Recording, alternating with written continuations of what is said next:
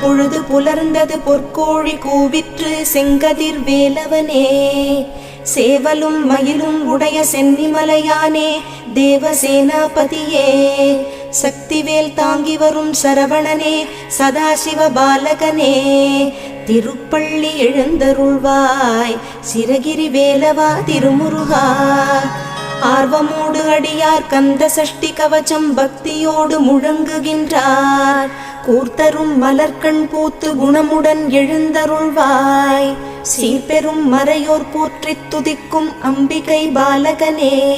திருப்பள்ளி எழுந்தருள்வாய் சிரகிரி வேலவா திருமுருகா. சரவண பொய்கையின் கண்மணியே கடம்பனே கார்த்திகேயனே. அன்னை அணைத்திட ஆறுமுகமான ஆதிபழனி ஆண்டவனே.